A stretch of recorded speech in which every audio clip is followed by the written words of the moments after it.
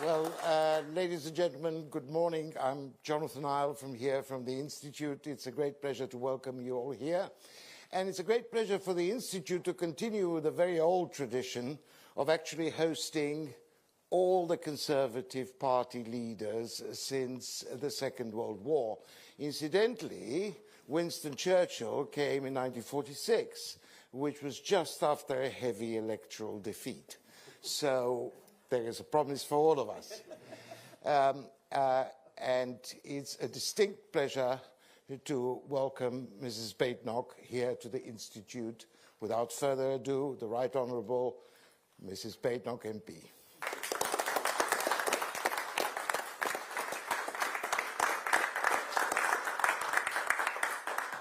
Thank you for that introduction, Jonathan. The issue that has haunted me most this year has been the scandal of the grooming gangs. I've sat and listened to the survivors tell me some of the most harrowing stories I've ever heard. What many people don't realize is what happened after. Foreign criminals convicted of horrific abuse could not be deported. They returned to the very neighborhoods and streets where they committed their crimes.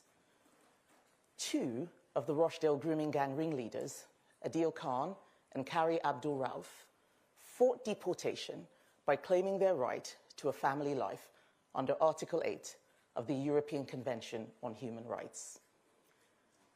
Rauf even gave up his Pakistani citizenship just to make sure we couldn't send him back. He lost his appeals, and yet he's still here, still in Rochdale, still among the lives he destroyed. Over and over again, we hear of cases like this, where the law is weak or just a mess. Right now, we are turning into a country that protects criminals and ignores their victims, that rewards cheats and punishes those who follow the rules, that sees brave veterans endlessly pursued by the courts into their old age. This can't go on. The ECHR is now being used in ways never intended by its original authors. It should be a shield to protect. Instead, it's become a sword used to attack democratic decisions and common sense. This use of litigation as a political weapon is what I am calling lawfare. It isn't just damaging our security, it's also damaging our prosperity.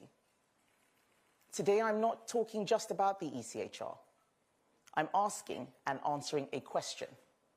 What are some of the things that the next government will need to do, things the British people expect it to be able to do, and the very things that governments are struggling to do?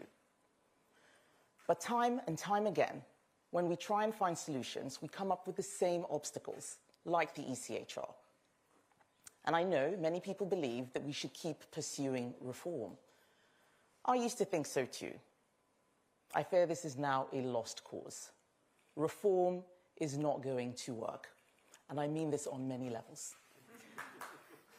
We tried that before. 15 years ago, the Brighton process achieved some success, but the Strasbourg court has shown no real interest in fundamental change. Last month, 9 European countries, led by Giorgia Meloni, called for a serious conversation about how the ECHR handles migration. Not radical demands, just a simple request to talk. What was the Secretary General of the Council of Europe's reply? He said, institutions that protect fundamental rights cannot bend to political cycles. In other words, they're not listening. In an interview last night, he seemed to backpedal, but he also said that change will be really complicated. Let me translate that. Nothing much will really change. A week ago, the Attorney General stood in this building and compared Conservatives making the case for withdrawal to Nazis. While he may have apologized, it's quite clear this is what he believes. This is the level of debate and analysis I have come to expect from this Labour government. They chose not to support the case made by those 9 EU countries. They have no interest in reforming the ECHR. They quite like the way things are. And I'm afraid we have 4 more years of a Labour government that isn't interested in solving the problems governments should solve, like deciding who comes here and who stays, how to make prison sentences fair, how to protect our veterans from vexatious legal attacks, ensuring, when it comes to social housing and public services, that British citizens come first, and how to build infrastructure for the next generation quickly without the endless, vastly expensive legal challenges that means some things never get built at all. Let's start with the single biggest area where lawfare is destroying our country: illegal immigration. Just last Saturday, 1,200 illegal migrants arrived on small boats. It's taking years, sometimes decades, to process these cases, and your money will pay to look after people who have jumped the queue over law-abiding immigrants and those genuinely in fear of persecution. They'll be well looked after. They'll be put up in asylum hotels, forecast to cost taxpayers £15 billion over a decade. Our country has lost control of the asylum system. Hundreds of thousands of people have come here claiming to be refugees, far more than politicians before us ever imagined, almost all passing through neighbouring countries which are perfectly safe. Tens of thousands of them will receive taxpayer-funded legal aid, which is spent on lawyers competing to devise ever more ingenious legal arguments to keep them in the country. One woman who was refused leave to remain deliberately joined a terrorist organisation to manufacture a claim that she risked imprisonment back home. A convicted paedophile evaded deportation by claiming he was gay and his life would be at risk in his home country. Every day, we see these kinds of cases reported, and tens of thousands of illegal migrants, mainly adult men, take the risk of crossing the channel in small boats because they know we can't even remove criminals and terrorists. Indeed, we help pay their legal fees to help them stay. I will always defend the support we gave people from Hong Kong and Ukraine. But we cannot become the destination for everyone looking for a new home or a better life, nor can we be the world's softest touch. In some years, our approval rate for asylum applications was above 80%. Last year, Japan's was 2%. Britain is being mugged. Our asylum system is completely broken and will require a fundamental rebuild so that the British government, not people traffickers, control it. That means a total end to asylum claims in this country by illegal immigrants and removing immediately all those who arrive illegally and try to claim asylum. We need a new sustainable system to admit strictly controlled numbers of those in genuine and actual need, with Parliament having the final say, not just on the rules, but the exact numbers coming in. I have no qualms about saying this. I come from an immigrant background, and I know that many people who have come to our country, or whose parents, grandparents, great-great-great-grandparents came to this country, followed the rules and arrived legally. They were genuine asylum seekers. They were genuine economic migrants who waited in the queue. They are furious at being lumped in with those who break the rules. The current free-for-all is bad for integration and bad for social cohesion. It is creating more racism, and quite frankly, I am tired of watching people break the rules and get away with it.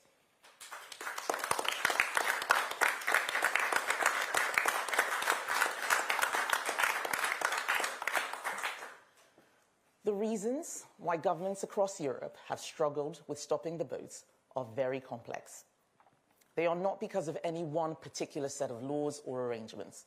It is far more than the ECHR. The Refugee Convention has an impact. So does the European Convention Against Trafficking. It is obvious to anyone who has looked at this that there is no silver bullet. And every day, the problem gets worse.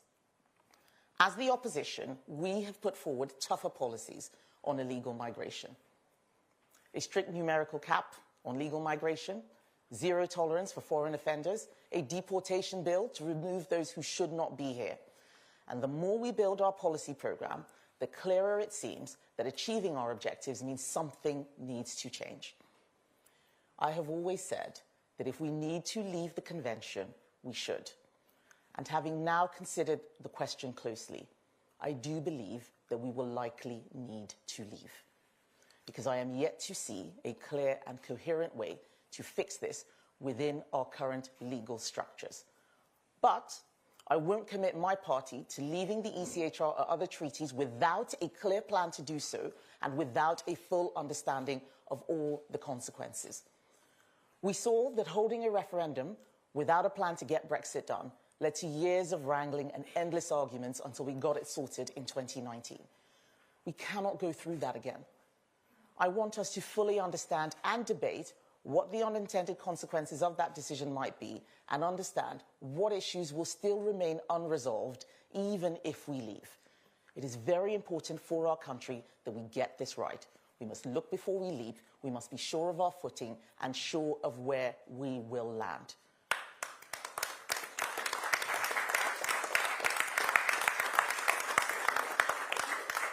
We start from the position that governments need to be able to make decisions for the public good. And if the public don't like those decisions, they can vote for someone else. That's democracy. What we cannot have is a situation in which people want change and vote for change, but lawfare stops governments from making that change. This isn't an accident. It's 30 years of accepting a legal system re-engineered by Tony Blair, and it's reached a peak under this Labour government. Lawfare is also creating stupid decisions. Only a government led by a human rights lawyer as the Prime Minister could give away British territory in the Chagos Islands, pay £30 billion for the privilege, and try to argue it's a great victory. How did we get in this mess? Bad laws passed in a rush, a legal culture that's become more interested in political activism than public interest. Charities and NGOs, who are often largely funded by taxpayers, suing the government to get outcomes they could never secure at the ballot box. Judges applying laws which politicians used to put nice-sounding targets into legislation, resulting in decisions that prevent those same governments delivering what they were elected to do. And in some cases, there are judges on immigration tribunals who appear, from public remarks they have made and from other work they engage in, to have personal views which make them seem not impartial. This whole system needs change. In October, I said ministers needed to be able to make decisions that aren't endlessly challenged. If the law says that the government can't deport a foreign national child abuser, then the law is an ass. And it's time for politicians to change it. The rule of law is precious for Conservatives, and that's why I'm so determined to defend it, not see it abused or distorted through legal activism. Britain has the best legal system in the world. People around the world trust our courts because of the quality of our judges, and that's why it's all the more important that the impartiality of every British judge is beyond reproach. I've seen endless cases of the worst types of criminals, rapists, murderers, paedophiles, allowed to stay in Britain, deportation flights blocked with the support of the current Prime Minister. Human rights laws reinterpreted in exactly the opposite way intended by those who originally wrote them. But it's one thing to see those who break rules rewarded. It's another thing to see those who do the right thing punished. And I'm talking about veterans repeatedly harassed through the courts while terrorists walk free and use courts, those same courts, to sue the government. Under a future Conservative government, this will stop. We are going to fix this. Just before VE Day, I met a group of Chelsea pensioners. They talked about their former colleagues having to give evidence in old age and having to recall in minute detail events that happened 40 years before or risk prison. Morale is suffering, and recruitment and retention are getting harder, just as we need to rebuild our military strength. And it's not just veterans. Soldiers on operations face legal challenge too. We cannot run the risk of our troops fighting a war with one hand tied behind their backs. We are going to fix this.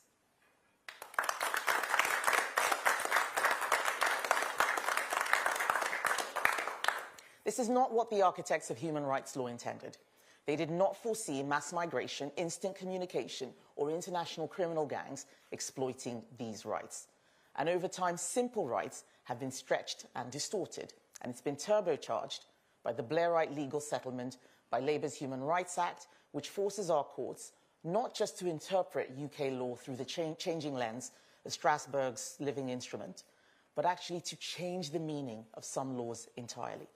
It is Labour's Equality Act that saw the preposterous situation of the Supreme Court having to explain to the government what a woman is. This is mission creep, plain and simple. Lawfare is putting our national security, our armed forces, and our sovereignty at risk.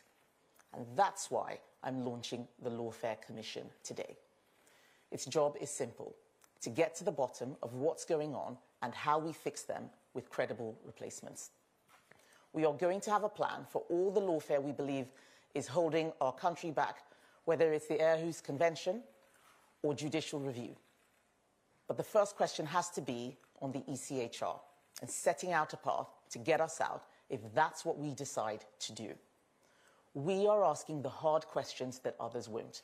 We are getting the legal detail right. We're thinking about the consequences for all parts of our United Kingdom and how to protect all our human rights, because that is what a serious party does. It would be absolutely unforgivable for a political party to say they're going to leave the ECHR and then after find that the boats don't stop because they hadn't thought about other treaties in play, like the European Convention Against Trafficking, the Palermo Convention, or something else. Although my whole shadow cabinet will be involved, these are legal questions. So I've asked Lord Wolfson KC and the Shadow Attorney General and Helen Grant, the Shadow Solicitor General, to lead this work. They will be joined by some of the sharpest legal minds in the country. They will work fast, they will be forensic, because lawfare is bad for our security and it is bad for our prosperity. So I've set 5 simple tests. These are the things that a Conservative government must be able to do. 1, the deportation test. Can we take back control of our asylum system so Parliament, not international courts, decides who comes here and who stays? Can we lawfully remove foreign criminals and illegal immigrants to their home country or elsewhere, even if they have family here or claim that they would be at risk if sent home? 2, the veterans test. Can we stop our veterans being endlessly pursued by vexatious legal attacks? And can we make sure our military can fight a future war without one hand tied behind their backs? 3, the fairness test. Can we put British citizens first when it comes to social housing and public services? Because we believe that charity begins at home and those who have paid in should come first, especially when resources are limited. 4, the justice test. Can we make sure prison sentences actually reflect Parliament's intentions? Can we stop the disruptive protests which block roads and emergency services without being told it's disproportionate? And finally, 5, the prosperity test. Can we prevent courts pretending that action on climate change is a human right? How can we make sure we prevent endless legal challenges for our infrastructure projects so that we can actually get things built and control our own planning system? These are not Nazi demands, as Lord Herman might claim. They are basic tests of whether we are still a sovereign nation able to make our own laws and govern ourselves. If the Lawfare Commission makes clear that these tests cannot be passed under the current system, then the system must change. If international treaties, including the European Convention, block us and there is no realistic prospects of changing them, then we leave. No hesitation, no apology. But because it is clear that the ECHR is a major issue, I'm not asking Lord Wolfson if we should leave. That's a political, not a legal question. I'm asking him to set out how we would leave and to consider what the unintended consequences might be, not least in Northern Ireland. If we decide to go down this route, we must do so knowingly. At Conservative Party conference, we will report back on our conclusions. And there will be more to come. Britain is in the grip of 2 political crises. A political crises, a political crisis and an economic crisis. Today, I have focused on the political crisis we face. It is one of legitimacy, of control, of believing that when we vote, it means something, that we are in charge of our destiny.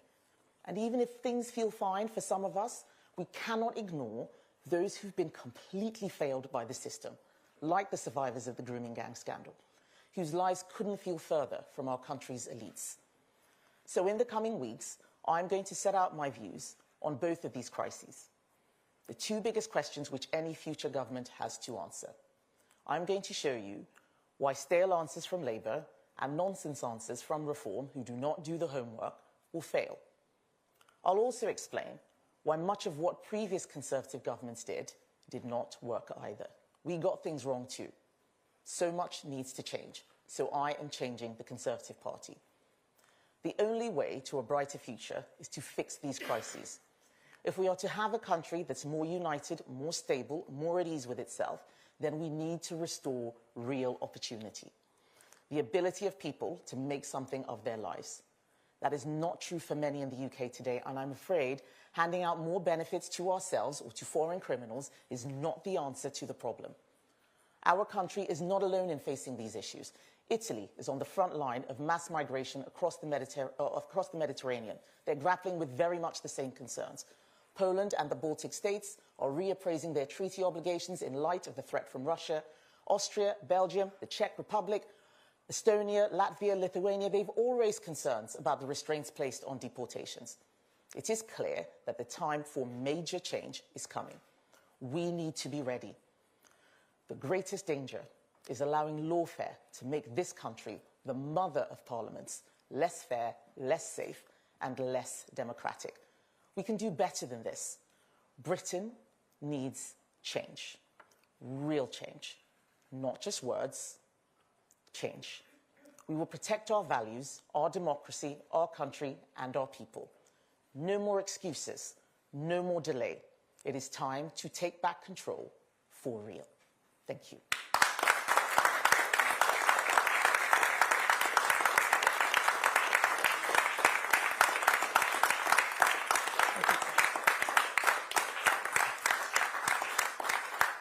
So I know I have some questions now from the media and the audience. Amy Lewis from ITV first, please.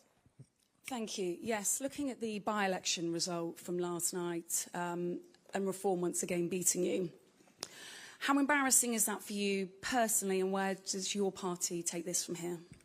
Lark Hall is not the place where the Conservative Party fight back starts. What is interesting is how Reform is causing problems for all parties. We live in a very competitive political environment, and we have made it very clear that the situation has changed and we have to be different, and that is what my job is right now, to change the Conservative Party to make sure we can fight in an era of multi-party politics. Tamara Cohen, Sky News. Tamara Cohen, Sky News. You say you're changing the Conservative Party, but Nigel Farage's party are doing better at the local elections in England. They did better in Scotland, and the public now regard him as more likely than you to be the next Prime Minister. Do you worry it's too late to change the Conservative Party, and how long do you give yourself to turn things around? Tamara, if there was an election next week, I think the question you asked would be valid. But as I said in my speech, we have 4 more years of Labour. 4 more years of Labour. What's our country going to look like then? The public just removed us from office. So, of course, they're likely to be angry. And what is really astonishing is how badly Labour is doing.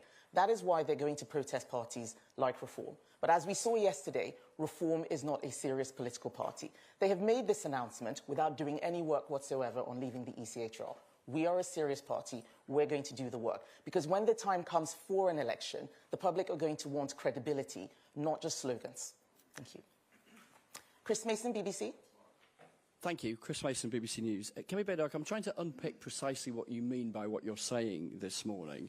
To be clear, are you saying that, dependent on the outcome of the review, the commission that will be underway, you might actually come back in the autumn and say, you know what, actually, we've got to stay in the European Convention on Human Rights? Well, this is why I said I'm asking a legal question, not a political question. That's what those 5 tests are. There were many times over the last couple of years, especially with the Rwanda plan, looking for a deterrent, where multiple legal arguments were made. But as leader of the Conservative Party, almost every shadow minister of mine has brought the ECHR as a problem for them fulfilling their portfolio areas. So we have effectively hired Lord Wolfson to be our lawyer and set out what it is that we need to do. And we will say more at party conference on what exactly the plans are going to be. But what I'm not going to do is just rush out with an announcement and say, we're leaving, when I know that all of the work has not been completed. We have started doing some work and some thinking, which is why we have come to this point. And that's why I'm setting out exactly how we're going to do this. We want to take the public with us. There are many people who hear this argument and think we don't want human rights. That's absolutely not the case. What we want is a functioning legal system and a country that has a rule of law that everyone else in the world looks up to as a shining light. Catherine Forster. Thank you, Catherine Forster, GB News.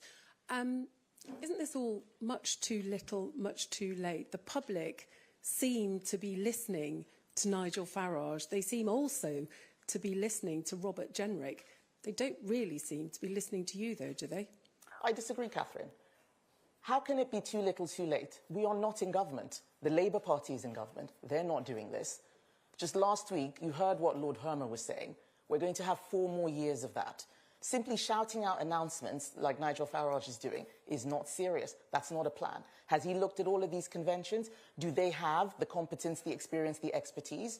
We have it because there are many people sitting in this room who tried to do things and saw it wasn't working. And many of these problems have got worse in recent years, like small boats, and we are not the only country dealing with this. That is why Giorgia Meloni is going to the Council of Europe and saying something needs to change. But they're not asking to leave the ECHR either. And what I want us to do is something serious and proper. Just going on TV and making noise is not governing. And quite frankly, I'm tired of hearing politicians make promises that they don't know how to deliver. That is not my style. I am not going to tell anyone in this country that I'm doing something unless I know exactly how to do it. The Conservative Party needs to earn the trust of the public again. And earning trust starts by being honest, showing your homework, and doing it in a way that people have confidence in you, not just rushing out with a whole new agenda. They need to see that the party has changed. That is going to take time, and I'm going to use that time properly. Thank you. Jason Groves, Daily Mail. Hi, thanks. You mentioned in your speech that the head of this court overnight has said, sort of opened the door to negotiations, saying we need adaptation, there's no taboo here. Are you saying that you think that that's a waste of time? Sorry, I didn't follow the question. You said, I said at the quarter...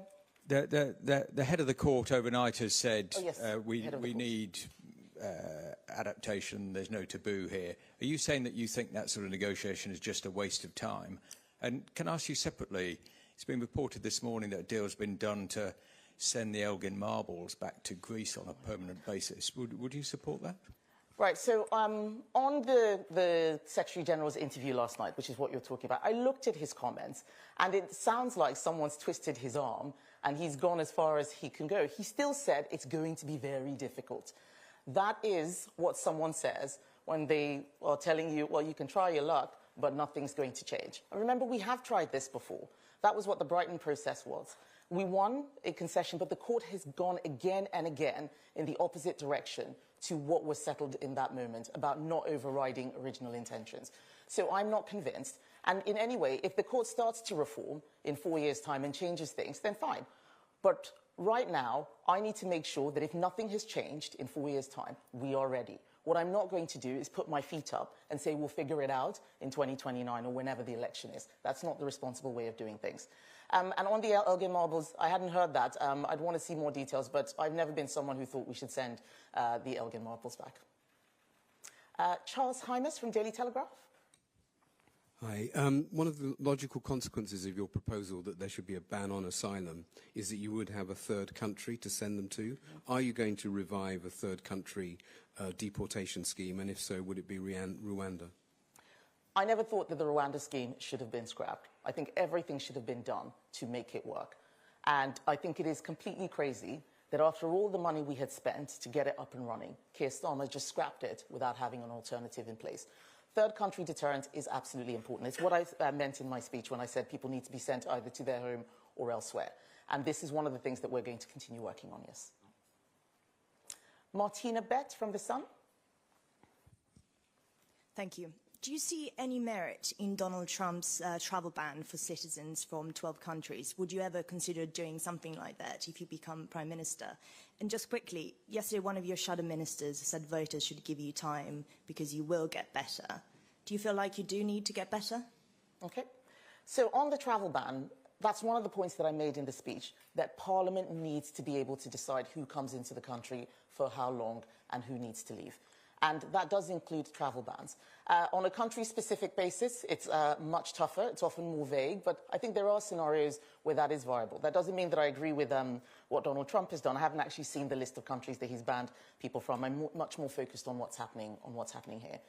And you're referring to what Mel Stride said in the speech yesterday. That's something I've said myself on live TV. People often assume that the minute you come into a job like the Leader of the Opposition, that's it, you're ready to go. It actually takes quite a while to learn how to do the job. And what I have been saying is that every week it gets better and better. Every week I have more experience. And this is what every Leader of the Opposition has found. From Margaret Thatcher to David Cameron, that is what it has been like. So when people assume that what they see on day one is what they're going to get in 4 years, they're completely forgetting that so much happens, the situation changes. In 2019, I'm not even talking about leaders of the opposition here, in 2019, when we won with an 80-seat majority, who predicted COVID? Who predicted a war in Ukraine? And that's really what we're talking about. That with time, there's going to be so much more that people are going to see, not just from me, but from the Conservative Party. But everyone knows that we were down at the last election, but we're not out. We've just got a lot of work to do to win back the trust of the public. Thank you. Paul McNamara, Channel 4. Oh, wonderful, thank you. Hi there, Paul McNamara, Channel 4 News. Look, it's 11 months since the election. You've been in post for 7 months. And on a lot of issues, like on the ECHR, you're still trying to work out where you stand. Now, I know the argument, look, these are such big, grave issues. You want to do your homework, make sure you get the answer right. But isn't there a risk that you're hemorrhaging support to reform at the moment? It came fourth in a by-election last night. By the time you actually come up with what you decide, it may end up being exactly the same as what Reform are already saying. But by the time you say it, voters aren't listening to you and they've already left you. I completely disagree.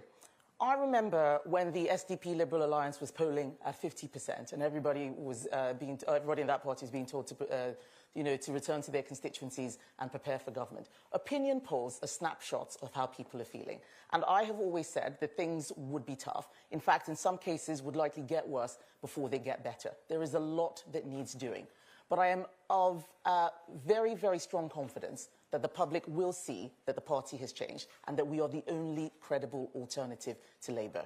You talk about Reform. Reform's chairman, who spent the last year putting all of his effort, all of his time, all of his money, has said trying to get Reform elected is a waste of time. He knows something that the rest of us do not. I think we should be paying attention to that rather than talking up a party that's losing as many people that are coming in, losing as many people as quickly as they are coming in. We need to start getting serious and stop treating politics like show business. Aggie Champ, LBC. Thank you very much. Aggie Chambray, LBC. You've been very critical of Reform UK today. Can you just explain what your strategy is in dealing with them? Because some, including in your party, think it would be better to just ignore them rather than potentially elevating them. And if I may, you talked about getting better. Is there anything you can point to that you would like to get better specifically? So on the point about Reform, lots of people tell me lots of things. Some people say we should ignore them. Some people want to take the fight to them. Some people want to copy things that they're doing. Others want us to do the complete opposite. My party is still a broad church. What I have said is that there is only one strategy that's going to work, and that is making sure that we have the best product. There's no point fretting or worrying about what other parties are doing unless you make sure that the product or the content which you have is the very best. So let's take it from there. That is what needs to get better. It's not about me growing taller or looking prettier. It is about making sure that what we are communicating represents the authentic, traditional Conservative values. That is what I stand for. I said it this week in PMQs. I asked the Prime Minister what it is he believed in. He couldn't answer. He was looking in his folder. But I talked about how we believe in family. We believe in fairness. We believe that people on benefits should have to make the same choices as everyone else. Talking about our values and principles is how the public are going to understand what the Conservative Party stands for. They thought that we were standing for all sorts of different things previously, and it was confused. It is my job to bring that clarity, and that's when we're going to start seeing a change. The gentleman there has had his hand up for quite a while. I don't know your name. Hi, Andy Bell, Channel 5 News. Right. Hi, Andy.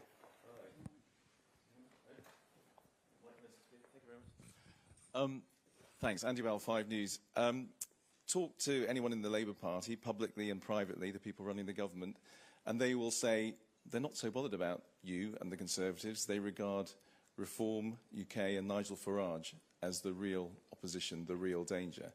How does that make you feel? I laugh when they say that, because I know it's nonsense. They would love to have Reform as the main challenger. They would love that. Reform is another left-wing party. They're arguing for the same things: nationalisation, 2-child benefit cap. They would love to have a political fight like that. I don't pay any attention to what they say. I pay attention to what they do. Look at what we have done in getting them to reverse the winter fuel payments. Time and time again, when I asked that question at PMQs, people said, why is she asking this question? Now we've got a U-turn. They've made a whole mess on education.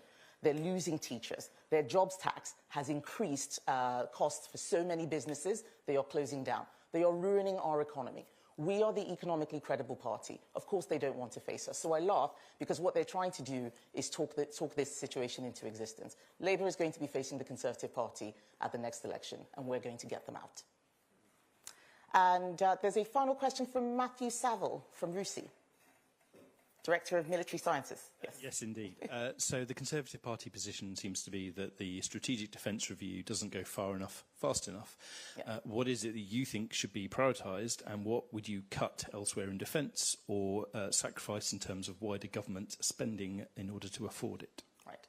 So the SDR unravelled, in my view, because the government doesn't have a plan to pay for the 3%. They need to get a plan to pay for the 3%. That means a huge focus on the economy. It means making difficult decisions on welfare, not expanding the welfare state. But in terms of our priorities, it's not just about money. It's also about pace. So we want to see a lot more focus on the near-term threat. We've got to fire our industrial base now. All of the visits that I've done, just looking at what's happening in terms of construction, we can't wait for the 2030s. You know, they're talking about maybe getting to 3% by 2034. In my view, that will be far too late. So just a lot more greater focus. So the key point is that so much of what was in the SDR is years away. It builds on some of the things that we did, AUKUS, for example, some of that Pacific tilt. But when you look at the detail, what Labour is talking about is, you know, smoke and mirrors. There's a bit of sleight of hand in terms of how they're presenting those numbers. There's a reason why a lot of the defence and former defence chiefs have come out to criticise it. And that's what we need to get focused on. How do we really tool up our military for the threats today, not hope that we can get there in 10 years' time? All right, I think I'm going to stop there. Thank you very much, everybody.